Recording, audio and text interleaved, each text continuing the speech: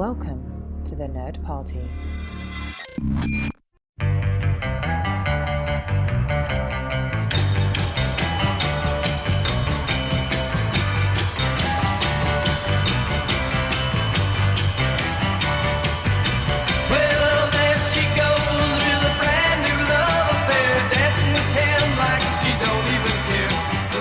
Hello everybody at home and welcome to House of Anderson. Today we're going to be talking about the sublime work of Wes Anderson, The Life Aquatic with Steve Zissou.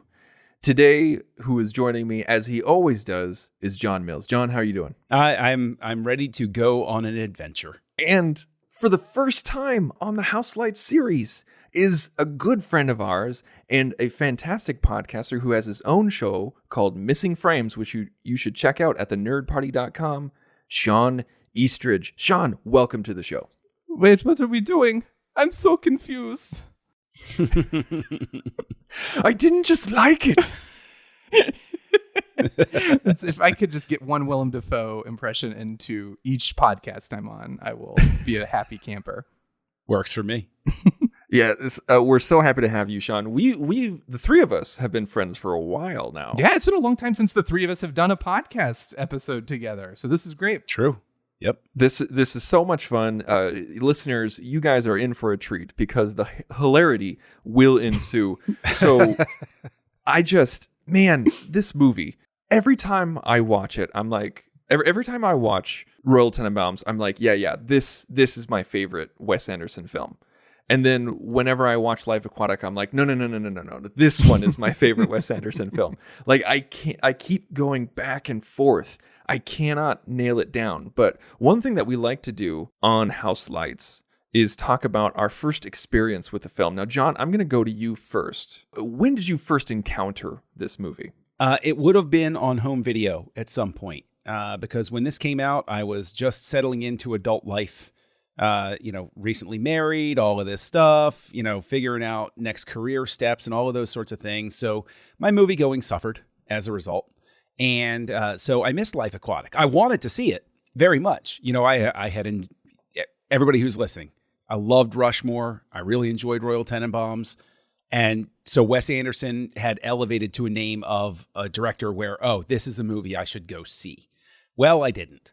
And I just waited for it to come to home video. And then I saw it on home video and didn't like it. I like that you're calling it home video as if like the DVD market something hadn't existed. This is just, aging John. Wait a minute. DVD is home video. You did say you were an adult, so it's not. Listen, it's not like I'm sitting there saying the Magnetic Video Corporation licensed through 20th Century Fox. I pulled out my dusty Laserdisc copy of Life Aquatic. Yeah. I mean, I dusted off the Betamax. Yeah. Yes. Those machines still work. They knew how to build them back then. Listen, it came onto disc, I guess. And I watched it. Whatever you kids are calling it. Yes, with your lasers and your things and the spinning. I didn't care for it too much. I thought it was okay, and it was weird because I expected to like it more, and then I revisited it a couple of years later, and my opinion flipped.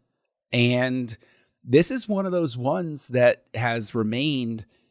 For some reason, probably because of that first reaction, it never comes top of mind immediately when I talk about Wes Anderson. But then as I think about it, I think about how much I actually really love this movie because of three specific things. And of course, we'll talk about those things as we continue the discussion. So now let me go rub on some Ben Gay on my shoulders and give Sean the floor here. You take a break. It's okay. It's okay. Life Aquatic was my first Wes Anderson movie, and I saw it. This was 2004, so it was my senior year of high school, and I had just started. I had a good friend who was starting to introduce me to films, and I was starting to the art of filmmaking and cinema and understanding that. And I remember being excited for Life Aquatic even outside of this discovery of film, because it was just I remember seeing the poster or the trailer or something and just being like, what? Bill Murray, Willem Dafoe, Cate Blanchett, who are all these people? Owen Wilson, this is what kind of insane who made this movie? This is the most insane cast I've ever seen. So I wanted to see it. I remember thinking the trailer was so funny because I think it had the line in it where it's like, what's the scientific purpose of finding this thing? And revenge? Like, I just thought that was so brilliant. I think the trailer also had him doing that awkward dance when they were pumping in music in his helmet. Yeah. I think I was at the perfect age to kind of the perfect age, and then just perfect like time in my life as I'm starting to branch out. And I was raised on Star Wars and Spielberg and things like that. So now it was like I was getting into Tarantino and Alfonso Cuarón and all these like filmmakers who I'd never really like knew existed. And Anderson was one of those major breakthrough experiences for me. And I remember just like my friend of mine wanting, like, this guy is so cool and wanting to be as cool as him, talking to like all these really cute girls about the Life Aquatic. Like, oh, you know Wes Anderson? He's my favorite filmmaker. And I was like, man, it would be really cool to be like that someday and to know who Wes Anderson is and to have girls like me because of it. Well, wait. Okay. So, all right. See, the thing is, I mean, I guess this is a generational thing because I was looking at rock and roll stars when I was growing up and I was like, I want to be like those guys. And you're sitting there, I want to be like a Wes Anderson. I want to be like Wes Anderson. That's my pathway to love. Okay. All right. Not even Wes Anderson. Yeah, a Wes Anderson. A Wes Anderson. Yes. Exactly. So but I didn't see it in theaters. And part of the reason I didn't was because this was right around the time Rotten Tomatoes was becoming like a big thing. Like it was becoming now something you referenced or you checked and you were like, do I want to see that movie? Oh, and I remember Life Aquatic. I was so baffled because to this day, I think it might be Anderson's only rotten movie, quote unquote. Like I think it's 56% or something like that. And I remember seeing that and being like, oh, that's weird. The trailers look so good and everything about it looked like something I would enjoy. I wonder why people didn't like it. And my cool friend who all the girls liked was like, no, it's amazing. I loved it. So I didn't see it until it was on DVD and my friend let me borrow it. And it was like one of those instances where you start to realize like you're developing your own tastes outside of whatever the wider like film going community thinks. Like in general, when I looked at Rotten Tomatoes, I was like, oh yeah, I seem to align with what people are thinking, or my opinions seem to align with the general consensus. But that was one of the first times where I was like, I love this movie, and are people just stupid for not loving this? Like it was just one of those things where I was like, I cannot fathom why somebody should have gone straight to Twitter. Like, you're stupid because you don't get it. It's worked out so well for me these days. But I remember being so baffled by the reaction. Like, why would people not like this movie? And again, because it was so early in, I guess, my film education and knowledge, I didn't have anything to compare it to. And I hadn't seen Rushmore. I hadn't seen Royal Tenenbaums. I hadn't seen Bottle Rocket. And like, for me, this was like, I'd never seen anything like this before. And it was so creative and inventive and funny and emotional, and it was just it blew my mind. And in the years since, I think I've kind of started to come around in terms of like, oh, I understand because of it when it was released and where it was released as far as Wes Anderson's filmography is concerned. Like, I'm like, oh, I get why people reacted the way they did. I think they thought this movie was like a put on, or he was making a joke. But I've seen people kind of compare it to like Steven Spielberg's 1941. Any one of those like big box office, like, because it was like what, 55. It was his biggest movie, and it was definitely at the time it was $50 million and it only made 34 back. So it was supposed to be like his big breakthrough, quote unquote, mainstream film, and they marketed it as such because again, somebody like me knew what it was. And like, here's how big it was supposed to be. Cate Blanchett was not the first choice. I think like first it was going to go to Gwyneth Paltrow. Then she dropped out, and then it went to Nicole Kidman. And then Nicole Kidman had to drop out because of scheduling conflict. She was really holding out for the next Joel Schumacher. She's like, I know he's going to bring back Dr. Meridian someday, and I want to be ready. That it's going to be a Dr. Meridian show on HBO Max. That's right. But then Julianne Moore called him up and said, I want this part. But then it went to Cate Blanchett. Like, think about how many heavy hitters like went through those parts. Like, so the people thought that this was going to be a big film. And understandably, big hit. Yeah. And so I saw it, I loved it, and I was just like, it opened my mind to like, wow, like there are things you can do with film and storytelling that I was not aware of. I didn't know you could throw stop motion animation into like a Just in the live middle. action movie, just for fun, like and not a Disney movie, and like have it be just like, oh no, this is what the movie is. I was just blown away by the creativity. I was more like John, even though like Sean, you and I are like, because 2004 was the end of my senior year and the beginning of my freshman year of college. And if you think about 2004, you think about the main comedies that came out, like the biggest cultural touchstone hits, Napoleon Dynamite and Anchorman. Yeah. Mm-hmm. That's the comedy season of 2004. Life Aquatic is whimsical and dark at the same time. But with Napoleon Dynamite, it's just awkward and weird. And with Anchorman, you have just stupid humor hitting you right off the bat. And so I just didn't mix with the culture at the time, I think. It's so funny you mentioned Napoleon Dynamite because everybody else was nuts for that movie. And I came out and I said, this is like this is like a poor man's Rushmore. And like, that was my reaction to it, was this is trying to be this other movie that I love. And I didn't plug into Napoleon Dynamite at all because I saw it as an imitation game sort of thing. If we're talking about Napoleon Dynamite, when the first time I heard of Wes Anderson, or I guess this was where that conversation with these cute girls and my friend happened, it was at a New Year's Eve party where we watched Napoleon Dynamite, and then and then it was a conversation about Life Aquatic. But I liked Napoleon Dynamite and have since gone on to like really not like it. But it was all the rage. Like it was, like I completely, in terms of like indie quirk that broke through to the mainstream, that's one of the earliest examples I can think of. And Life Aquatic was kind of poised to, I don't remember what the release schedule was like, but I feel like Napoleon Dynamite came out first, and then it felt like Life Aquatic was almost a natural extension of that. Like it was like, oh yeah, Life Aquatic, like now we're watching indie movies and these quirky movies are coming out one right after the other. I guess this is like a style now. Again, not knowing anything about Wes Anderson, or that, like John said, Napoleon Dynamite is kind of a cheap Anderson knockoff. It was interesting. But I was like John when I first saw it. Like I didn't see it in the theater. I saw it on home video. And Come on. it was, I didn't like it. I didn't like it at all. I was just like, this is not for me. This is weird. Like I just didn't get it. Like I wasn't tapped in. And then I tried it again just because so many Wes Anderson films are like that with me, where the first time I watch it, I'm like, I don't know. But then I watch it again and I just get in the right frame of mind. With Life Aquatic, it was almost like a switch turned on where I just was in the right frame of mind. I was in the right mood and I was laughing my ass off. And ever since then, I've just been absolutely in love with it. So, John, let's talk about this at the top. Where do you see Wes Anderson? This, I mean, like, I know that we joked about it because, Sean, we always ask that question. Like when we did House of Fincher and House of Nolan, we would always say, like, where do you see Nolan? Where do you see Fincher? Where do you see it coming through with the cinematography or the color palette or the, like the editing or something like that? With Wes Anderson, it's usually, oh yeah, the first frame. It's symmetrical. It's centered. Right. Maybe there's like a book or like maybe some drapes. Yeah. Some studio drapes that are something like that. So I guess from a thematic point, let's change it, John. Let's change it from a thematic, story-driven point.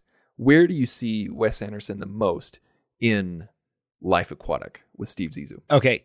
I think that if you set aside all of that other visual stuff, it's the structure of the establishing dialogue in the first scene. As we move from conversation to conversation and we are establishing the relationships of the characters, it plays right from the bat like Max Fisher wrote this. Like where I'm watching a Max Fisher movie. And I think that's what's weird about it, is that might have been why I disconnected it first and why I reconnected when I revisited it, was it really does feel like I'm in Max Fisher's head in Rushmore right now. And this is a movie that he wrote or co-wrote or something like that, because the way that the conversations go, I mean, you see an echo of it as well from the Royal Tenenbaums, where you see these establishing conversations about the way that Royal introduced his daughter. He always said that she was adopted, and they see, this is my adopted daughter. Like it's these sort of perfectly scripted, bizarre phrases that are worked into the conversations that nevertheless feel organic to these characters. There's like this weird flow to the way everybody speaks to each other, and so I think that right away sets you up for this is a Wes. Like if you gave this script to another director, it would still feel like a Wes Anderson movie because of the way that the characters are speaking to each other, if that makes sense. And also, like with the introduction of Steve, right off the bat, you get that this protagonist is not a good person. Yep. Like he uses a gay slur right off the bat. We see that he cheats on his wife or has cheated and is going to continue to cheat. He doesn't really care about his fans, but he does have that soft spot for kids. And so he's not all bad. He has some sort of heart, you know? It's a great introduction to all the characters. Like you get his nemesis with Hennessy. Yeah. You get Don't talk to him. He's my nemesis. He's my nemesis. And like Angelica Houston is just perfect in this role. She is just such an amazing actress. I also There's want to. just- yeah. Very few people can make me laugh with like a line delivery for a line. No, that's not intended to be funny, but like, oh, Steve, what we are the Jaguar shark, like just Jeff Goldblum talking to It's him like about the Jaguar the shark. leopard fish. Yeah, the leopard or the- Jaguar shark. Like that makes me laugh every time. But I remember there were like a few things that stood out to me watching it for the first time. The first was like understanding like, oh my God, this is a style of filmmaking I've never seen before. And it's when they're screening his movie and first Steve is yelling what he, like the Jaguar, like what happened. And there are subtitles coming up that accompany what he's yelling. And it's so funny. Like I remember laughing so hard at that because it was such a weird touch. And then Willem Dafoe says, he was swallowed whole. And I was like, this is so... I've never seen anything like this. This is so funny and so brilliant. And I remember those two things, I was already like, my stomach hurt from laughing so hard. And it wasn't like, you know, one of my favorite comedies to this day is Dumb and Dumber. And at the time, I think I would have said that was the best comedy ever. So Dumb and Dumber, like very obvious slapstick, potty humor. This was not like overtly, like no one was Jeff Daniels on a toilet. It was just like visual things and like the way lines were delivered. Like he was. I think he was line delivery. Yeah. Yeah. It was just like very like I was so bowled over and just so amazed. Like I was like, this is so funny and nothing like. Oh, they're talking about a friend who was murdered and I'm laughing. Like, how is this possible? And then the other thing that stood out for me, like John, I thought you brought up a great point of just like the dialogue and the way it cuts together and how quick and rapid it is. And then I think the other thing that stands out to me is like, oh, this is Wes Anderson is when Steve goes off to get some air on the boat and the Life on Mars by David Bowie takes over the soundtrack. Just like it was, I just remember like a lot of things were happening. And to this day, I think few filmmakers use music as well as Wes Anderson does in their movies. And I remember just, again, this barrage of things happening cinematically that I was like, I've never seen any of this in a movie before. This is insane. Yeah, I love that all of the Portuguese music sang by Pele is David Bowie songs. Yeah, I absolutely love that. It's perfect. And even there's two songs that are non-David Bowie songs, and they have a David Bowie connection. I can't remember exactly. Like one was like co-written by David Bowie or something like that. Oh, isn't there? There's Iggy Pop? Yeah. Isn't there a Stooges song in there somewhere? Yeah, Search and Destroy. Yeah. So that would be the connection. And then maybe if there's a Lou Reed song, I don't know if there is a Velvet Underground or Lou Reed. Or is there a Brian Eno song in there? I know Brian Eno and David Bowie worked together, and that seems like something Wes Anderson. I can't remember. There was a Sigur Rós song when they actually see the Jaguar shark, and I think that's the one time that there is no David Bowie connection. This is another example, like a movie.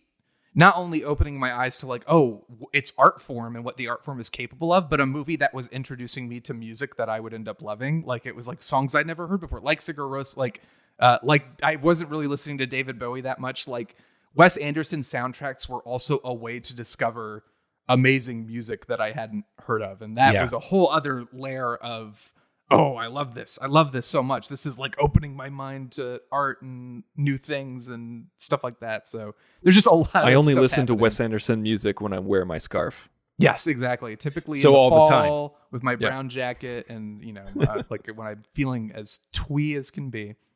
with a latte and a good book of poetry. Yes. You listen to Wes Anderson soundtracks. But the thing is, the music is key, and it's all of the Bowie stuff is terrific, and the Stooges being in there, all of that stuff is great. But I really think that Mother's Ball, when I rewatched it this time, this isn't a score. Like, I can talk all day about the Rushmore score that Mother's Ball wrote, because I think it's just absolute brilliance. And then this one I think is really good, but the one track that just jumped out at me this time was when they're coming up to rescue the bank stooge. The music that plays over that is one of those instances of when you actually slow down and you think about the music. And I'm playing it in my head right now, and I'm replaying the scene.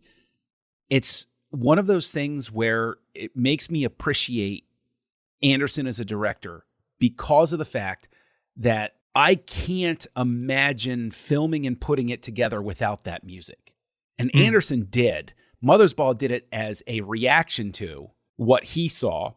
And so as a result, it's this weird, it's just, I think it's one of those things where this score meshes so well with what's going on.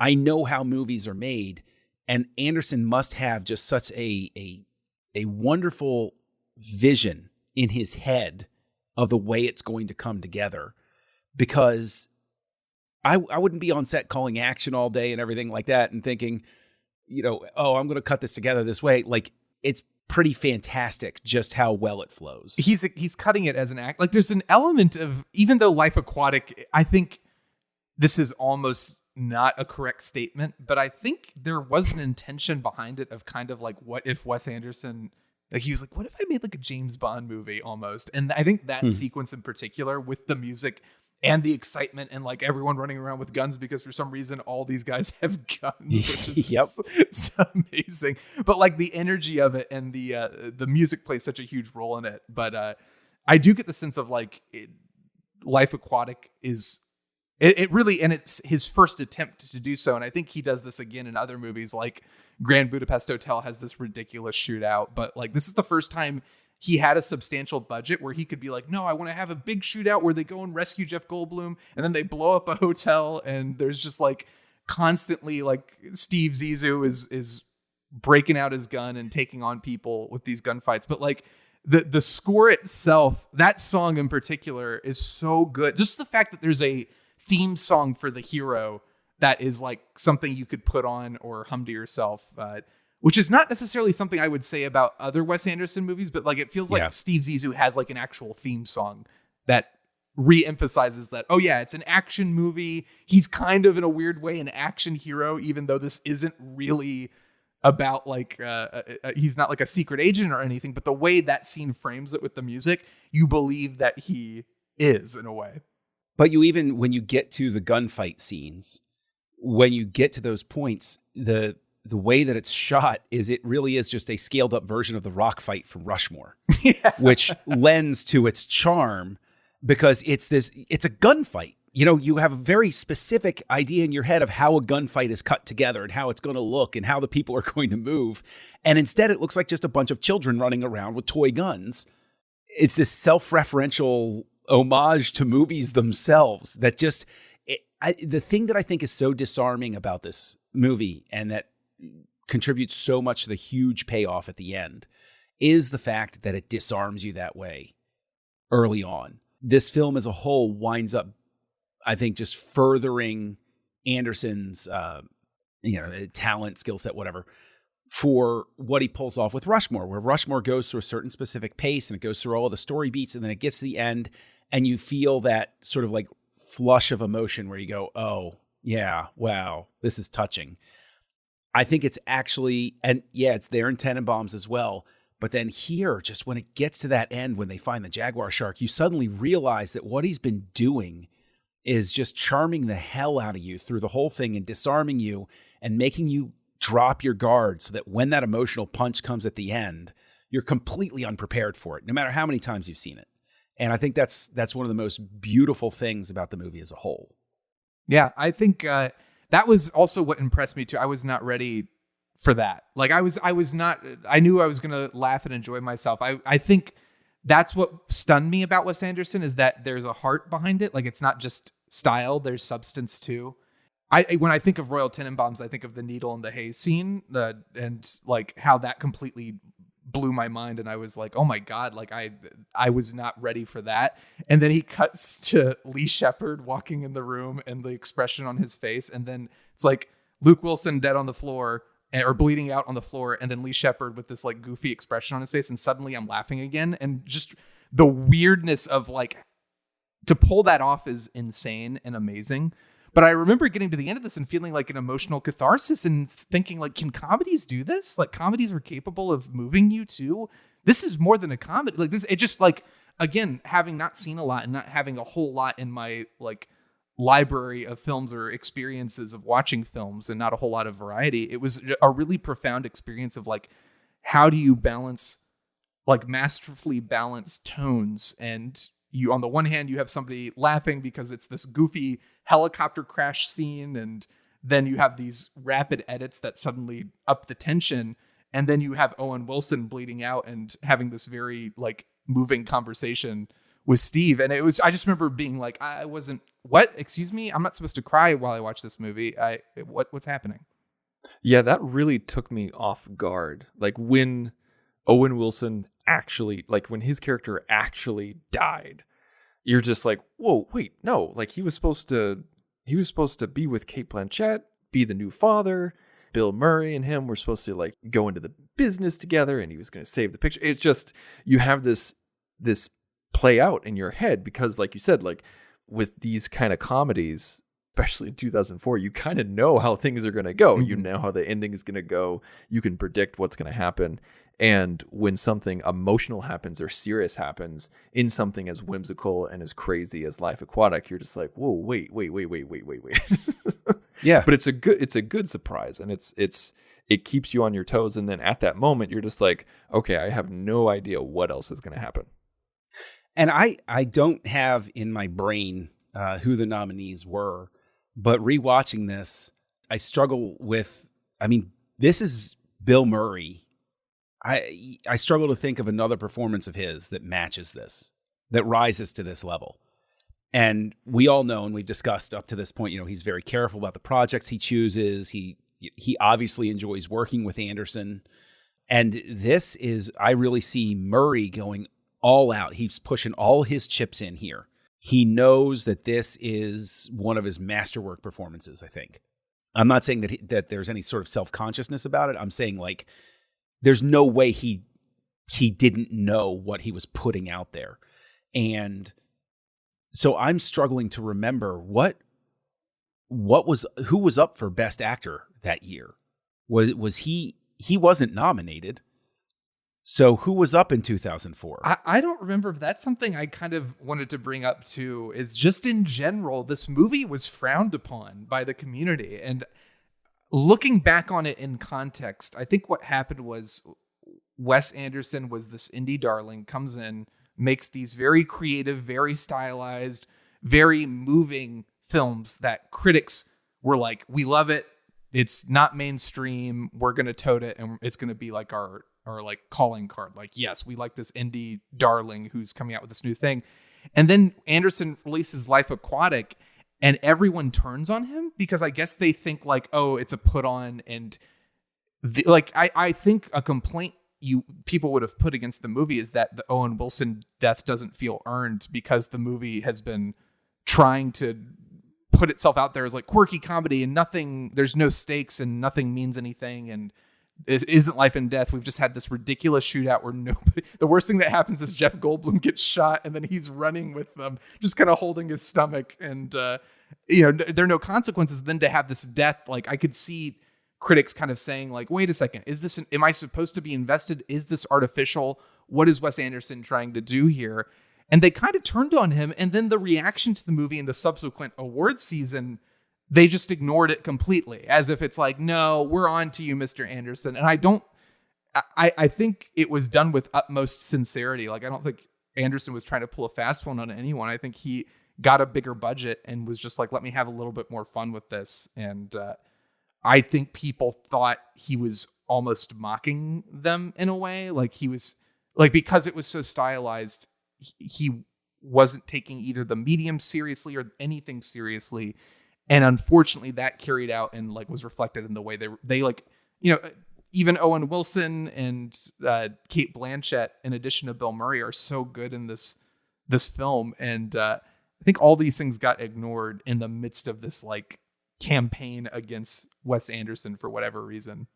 Well, I don't think it would have been in the cards for Murray because because Ray came out in 2004 as well. So Jamie Foxx won Best Actor for that. But he was up against Don Cheadle in Hotel Rwanda, which, I mean, amazing performance. Leonardo DiCaprio in The Aviator. You can argue back and forth, but it is a good performance. Clint Eastwood in $1 Million Baby. Okay. But then Johnny Depp for Finding Neverland. Okay. And the thing is, awards shows don't mean anything and they never have. But it's one of those things where it's still the barometer for sitting there and saying, like, it's the only way we know how to give recognition outside of box office, right? Well, Kate Blanchett did win for Best Supporting Actress, just not for this movie. Yes, it was for her turn as Katharine Hepburn, which was actually a terrific performance in The Aviator. It was. So I want to talk about Kate Blanchett. She really needed a baby for this father. I thought I always really like Kate Blanchett in comedy. I think she can do it really well. Like, one of my favorite movies, one of my favorite comedies is Bandits. Have you guys seen it? It's been years. But was that the one with Billy Bob Thornton? Yeah, Billy Bob Thornton, Bruce Willis, Kate Blanchett. It's so weird. It's a really low budget, small film, but it's really funny. I have no idea if I watched it today, if it would be as funny as it is in my head. But she is amazing and hysterical, and she's just one of those actresses that can just do anything and look stunning while she does it. One of my favorite stories from this movie is when Kate Blanchett was being fitted for her prosthetic belly. She passed out because it was so tight. Oh, wow. And she fainted, and they were like, and she was really confused because she's like, I've never fainted before. This is weird. From that incident, she found out the reason why she fainted is because she was actually pregnant. Oh, wow. Yeah. And that's how she found out. And Wes Anderson said, listen, you're taking the method acting way too far. You're too good. You're too good at this. Oh, speaking of method acting. So, okay, Bud Cort, the guy who played the Bond stooge. Mm-hmm. So he, I think he's a friend of Wes Anderson, and Wes Anderson actually wrote that role with Cort in mind. And he said, he's like, I think the Bond stooge should lose 50 pounds from the time that he's captured, from the time that he gets rescued. And Wes Anderson's like, I don't know. But he does it, and he gets sick while he does it, but he does it. Did either of you notice? No. Yeah, exactly. Exactly. Can you imagine losing 50 pounds for a role and the entire audience and not getting an Oscar nomination and doesn't know? Nobody noticed. Well, he's wearing a loose shirt the whole time, and the only time before he's thrown in the boat and everything that you really see him, he's like sitting at a desk. So how can you really tell? Sort of thing, like it didn't lend itself to like being able to study his body very much. But seeing Bud Cort, even on the first viewing when I wasn't nuts about the movie, was a delight because I think I said this earlier, Tristan.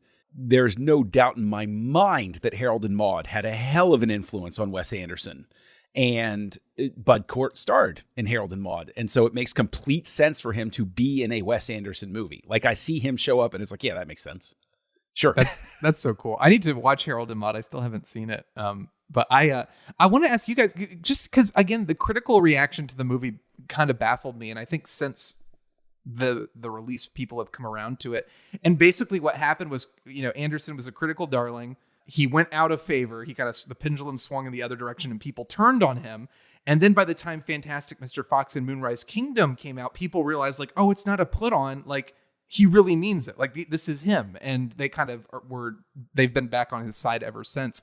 But since you two guys, neither of you liked it the first time around, can you put yourself in the headspace of like what it was that turned you off. Because for me, it's like watching it now, I kind of get it. Like it's a film that is almost like so stylized and so wacky that if you're not on the same wavelength, you can watch it and be like, is this movie just like a joke? Like, am I supposed to care about anybody? But I want to know, like, what changed your minds, or like, what was it like being of that mindset and then switching back? I feel like I've gone the opposite. Like, I loved it, and now I can kind of be like, oh yeah, I can see why people think this is a little messy and maybe we're put off by it. But since you had the opposite reactions, I wanted to get your thoughts on what might have turned you off that first time around. I think it's possible for me, just sort of projecting backwards, that I think to your point, if you're not all in on the style, on the method that he uses, then it's just an uphill battle the whole time. And I think that what it was it started off that way. And I think that I was probably in a space where the quirkiness just wasn't working for me, where it was just too much. It was okay. In a sense, completely unfair to the film, probably my reaction was rooted in Rushmore was like this. Royal Tenenbaums was like this. Oh, okay, this isn't really new. I didn't have the eye to appreciate what was different about it. And I think that when I came back to it, it's probably because I think there are plenty of movies, and I think everybody can admit to this, there are plenty of movies where you have a negative reaction at first, but then there's some sort of kernel in your brain that when it comes back around, you say, maybe I didn't give this a fair shake. Now, there are plenty of movies where you think that and you realize, nope, gave it a fair shake. But this is one of those ones where when it came back around, that little seed in my lizard brain was like, no, come on, you can get into this. And then I did. And then just the ending now, just on this rewatch, the ending was very affecting. I think that what's most amazing about it is that Anderson is able to tell these stories about people maturing and crossing over a plateau and moving forward emotionally, mentally, psychologically. And he does it with a teenager in Rushmore. He does it with arguably a whole family in the Royal Tenenbaums.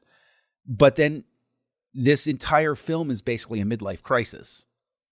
And so there's this huge payoff at the end of it when when they're seeing the jaguar shark and he says, do you think it remembers me? And he starts crying. And it's, you suddenly realize like, oh, wow, this has all been a big metaphor about a guy who can't handle the idea of getting older and dying, and it just works for that. Like even you saying it with no inflection still makes me emotional. Just hearing the line. That's how good that scene is. Yeah, it is. It is. And you have everybody in there looking out the windows, and the whole thing is they're looking out. And even though there are these, it's this big Jacques Cousteau homage, this whole crew seems to be understanding and appreciating the beauty of life for the first time as they go through. And I love that he reaches out and at first I remember, I think maybe the first time I saw it, I thought like, oh, he's reaching for Cate Blanchett. What about Angelica Houston? They're just going to ignore her. But he's reaching for the baby. Like he puts his hand on her stomach. And I love that little moment. There's a lot of little things in that scene, like no, capacity no more than 6. And there's something like 13 or 14 people in there. Like the reaching for the image, stomach. It's like, it's one of the best posters, I think. Yeah. Klaus saying, is that him? And he's like, yeah, that's him. But there's one thing that always gets to me in movies and in real life is the laying of hands. And being raised Protestant and still being a Protestant, like that was always a big thing in small groups, is the laying of hands in prayer. And that scene always speaks to me about that, like about the emotional scene, about like when somebody's going through something and is clearly going through something, each person around him was trying to comfort him and connect with him and show him that it's okay, we're here. I feel like it was a big portion of his career was he was the Zissou, like he was the one who was constantly trying to assert himself because, he wasn't the businessman, he wasn't the brains, barely the salesman, but he was the leader, and that's what he had. And so he was constantly surrounded by people. But I feel like in this circumstance, even during the good old days, even when he was surrounded by people, he was kind of alone. And with that scene in Deep Search, where everybody reaches out their hands, letting him know, you're not alone, you're here, we're here with you. And then the very, very last scene during the credits, where they're all walking, like they come and join him one by one, and then they go back onto the Belafonte, because it's not going to be his last film. It's not going to be his last adventure. That life continues, and they're going to do it together as a group, and he's not alone. That, I think, that culmination of ideas and that crisis being over really resonated with me. And Sean, to answer your question, I think it really was just a frame of mind. And I think one problem is with professional critics, they constantly have to watch stuff. They have to watch multiple things a day sometimes, and they don't get to think about things for past their review. They don't get to think. They don't get to always revisit something, or because if I was to write a review about Life Aquatic right after I wrote it, it would be unfavorable, and I probably wouldn't have time to go back. And thankfully, I'm not a professional critic in that in that realm. And so I'm able to think about it, ponder it, and then go back and give it another shot. And I think that's a big thing. It's like, I would really love to see how many critics would be able to go back to a project that they have just ripped to shreds and then realize, oh man, I wasn't in the right frame of mind because I watched like a serial killer movie before this, or something like that. There's something, to me, there's almost the perfect encapsulation or example of like Wes Anderson, who he is as a filmmaker and why he's so brilliant. But to me, that scene is so moving, and they all put their hands on him.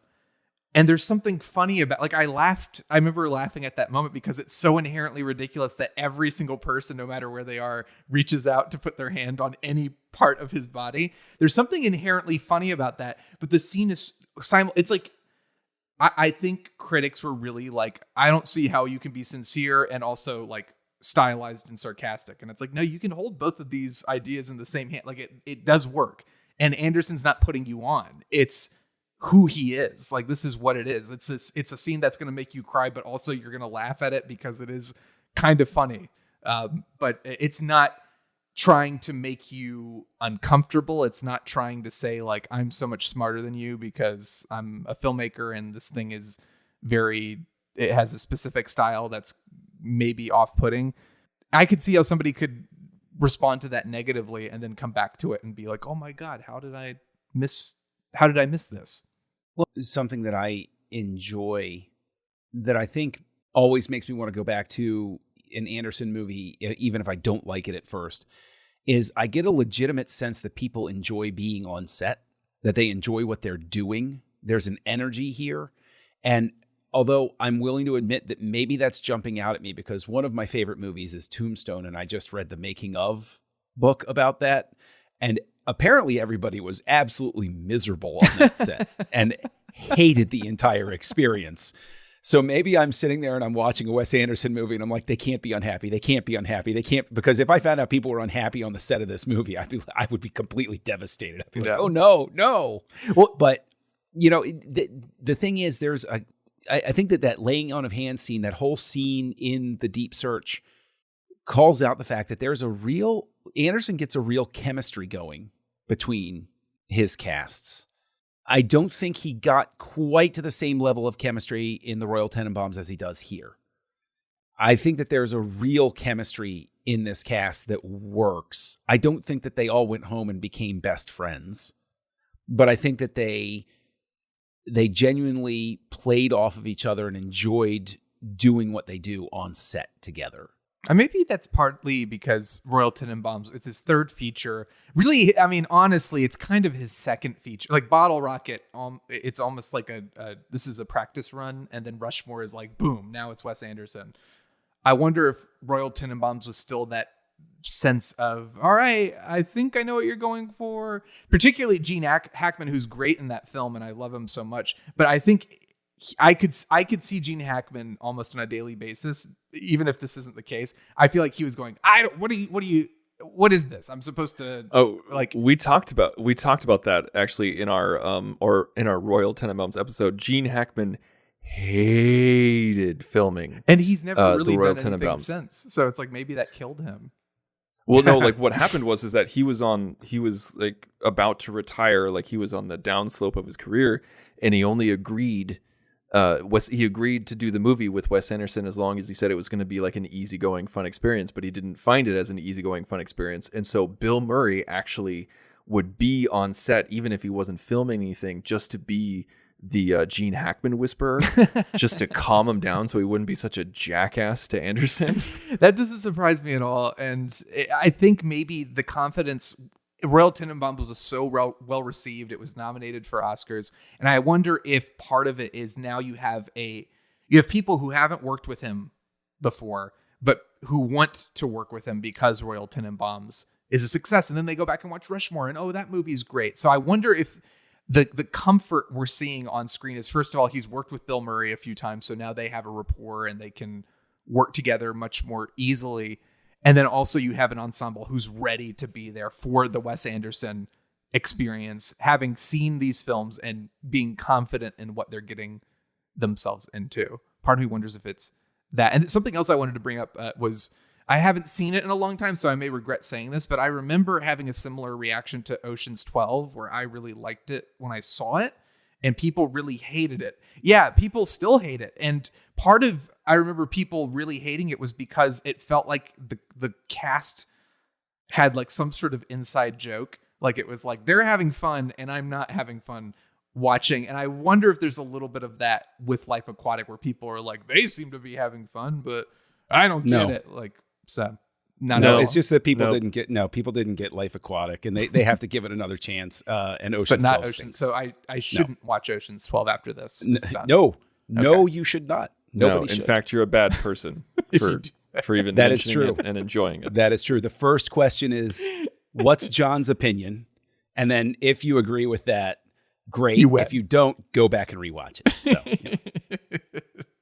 Well, I feel like we could go on, and I feel like we definitely have a love fest for this film between the three of us. And so before we kind of round third here, I would love to figure out, like, when you think about Life Aquatic, what pops into your head? Sean, when you think about Life Aquatic, what's the thing that pops the most in your head? What do you think is the funniest bit, or what's just something that screams Life Aquatic to you? I think that the poster, first and foremost, that just because that was my first exposure to it, like seeing that poster and thinking like, how did all these people end up in this movie from a filmmaker I've never heard of? And it's not like anything that's on my radar. So I think of that. I think of that submarine scene.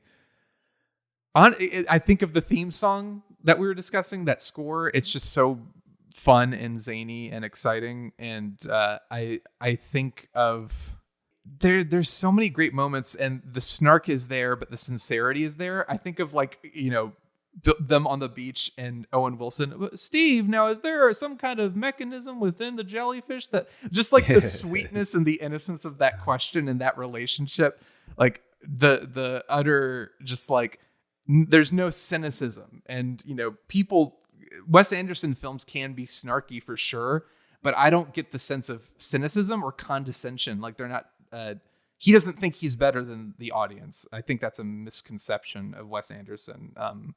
And I've never felt that way. I always felt like he has a particular style, but he's also like trying to welcome you in, to be like, no, it's ridiculous. That's the point. Like, these jellyfish don't exist. And of course it's a stop motion animated seahorse, because why not?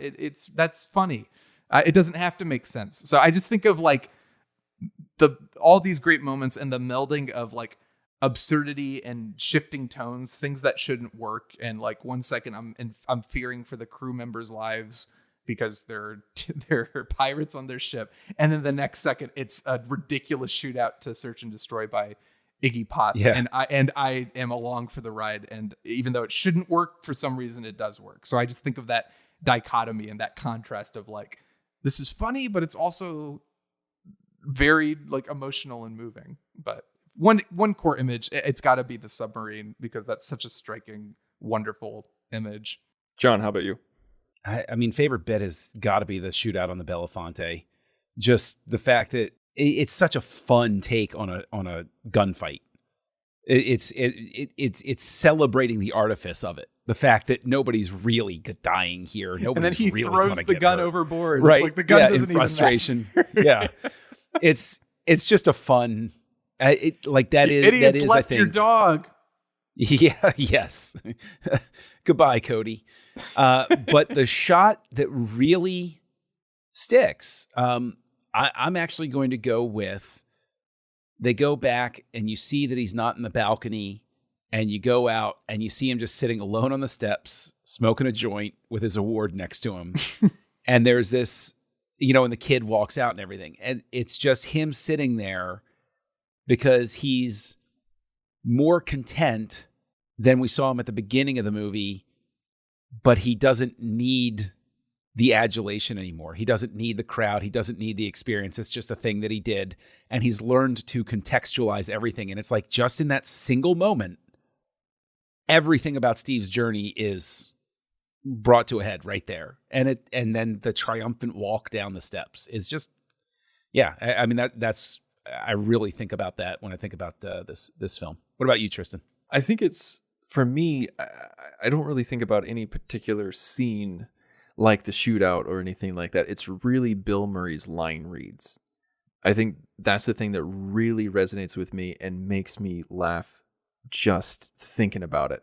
And like Sean, you brought up one of the lines. You did it wrong, but one of the lines, like when they leave Cody, he's like, "You left your dog, you idiot!" Just like just the way he hits it, and like the syllables he emphasizes, and there's one line that I lose it every single time. I lose it so hard. It's like I was drinking. But like when his producer, by Michael Gambon, calls him up and says like, "Oh, well, we lost the deal," and he's like, "In other words, you effed us." But then like he's like, no, I tried this. He's like, "No, I told you how to play it." Just it's just, when taken out of context, they're not that funny.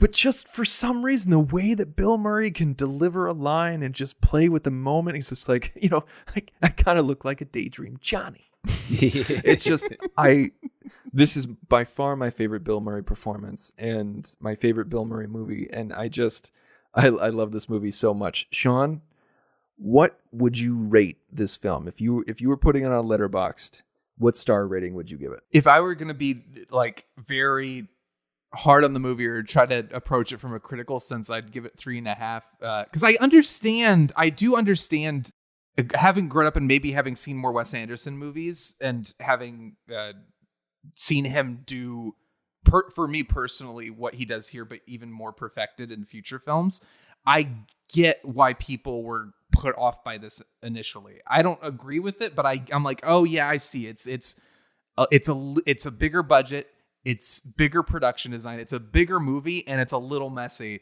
But to me, that's okay. So I think if I was being hard on it, I'd say 3.5. But honestly, because I have such a fondness for it, and I think what works so well, I'd probably give it like a 4. It's so ambitious, and even in its failings with that ambition, it's still a wonderful movie and well worth a watch. John, I wind up, if I'm of a cranky mood, like Sean is saying in his more critical mindset, my baseline winds up being a 4. But because of that emotional punch at the end, because of the way Bill Murray plays it, and because of just how, I hate to put it this way, but as I watch it, I'm getting older. And I think that there's a certain wavelength to it that I wind up plugging into that's different than when I was trying to plug into it a decade ago. And so I wind up giving it 4.5, because there's a real, this is one of the, I think this is one of those rare movies where it just continually gets better with age. And the older I am when I come to it, the more affecting it is as it goes through. So 4.5. For me, this is one of my favorite films of all time. And John, that like if there's anything that I would have done differently or wish that they would have done, that knocks off ratings, that knocks off half stars or full stars even sometimes. I can't think of a single thing that I would do differently with Life Aquatic, or that I wished Wes Anderson did differently. They with should Life have gone Aquatic. back for Cody. Well, we forgot the dog. No. we should just be thankful that Wes Anderson didn't kill Cody. It's True. Very true. You know, He if does- you look he at does all of kill his a other cat. movies. He does kill a cat in a later film in Grand Budapest. Oh my gosh, no, he killed Buckley in Royal Tenenbaums. Oh yeah. He killed the cat in Budapest. He killed one dog in Moonrise. He killed A cat gets killed off screen in Life Aquatic because That's Steve true. is informed of his cat's death when he arrives at the island. Oh yeah. and I know there are more examples that I'm not thinking of. Like, that's how often Wes Anderson kills animals. It's insane. But I give this 5 stars. No joke. I think this is a 5-star film for me. And some films that I've given 5 stars, I haven't liked the first time I've watched them. Girl with the Dragon Tattoo, one of my top 5 films of all time, which I did not like the first time I watched it, is a 5-star film. It's just, I love this movie dearly. Like, I'll watch it in my head sometimes. That's how much I love it. All right. Well, thank you, everyone, for listening. Sean, thank you so much for joining us. Thank you. Where can we find you on the interwebs? Well, I am on the Nerd Party Network hosting Missing Frames, which is the podcast where we watch all the movies we should have seen by this point in our lives. You can find us on the nerdparty.com. You can find that wherever you listen to podcasts. And then I am on Twitter at YeShondorman, on Letterboxd at Shondorman. John. Look for Kessel Junkie. It means me, and that's KESSELJUNKIE. Look for me on Letterboxd or Vero, even, which has 10 people on it, I guess. What the and hell you can is find Vero? me. It's another one. Is this one of It's those the home first video time things? you've ever... No, yeah. Catch me on Betamax at your local retailer. No, it's a social network that I can't believe is still alive that Zack Snyder is putting on his shoulders. Oh, geez. Why are you on Vero? What? I've been on Vero for a long time. I'm on Vero mainly because I have grown to loathe Twitter and other networks so much, but we live in the digital age, and so you got to have some sort of outlet for your dog pictures. I can and so it's 100% guarantee that this is the most anybody has talked about Vero ever in the history. This is the first time you've brought it up. This is crazy. No, it's not. I've brought it up other places. I have a life outside this show, Tristan. Okay? I just want to point that out. But not outside of me. That's true. And you can find me here on the Nerd Party Network co-hosting a Star Wars show of a different sort called Aggressive Negotiations that I co-host with Matt Rushing. And we have a splendid little time there every week. Well, you can find me not on Vero. Actually, no, you can, because I totally Yes. grabbed the username. Yes, I know. The You Instant got Robin. tagged in it the other day. Oh, gee, I wonder why. But yeah, you can find me everywhere else. On Twitter and everything like that, on Letterboxd at The Insane Robin. You can also find some of my older shows that I think you should check out at thenerdparty.com. Everybody should go to thenerdparty.com because we have something for everyone. We have new content coming at you every single day of the week. Star Trek, Star Wars, film, television, Babylon 5, Doctor Who. It's crazy. We got nerd stuff coming out the wazoo. So please go to thenerdparty.com. And also, if you want to talk to us, please go to Twitter at Join Nerd Party or Facebook / The Nerd Party, or on Instagram. Just search The Nerd Party. And if you want to email us, go to thenerdparty.com/contact. And also, if you like what we do, please give us a rating on Apple Podcasts or wherever you listen. We really would appreciate it. So thanks again for Sean coming on board. And we hope to see you again soon. We cannot wait until we talk about Wes Anderson's next motion picture, Darjeeling Limited. Join the revolution. Join the Nerd Party.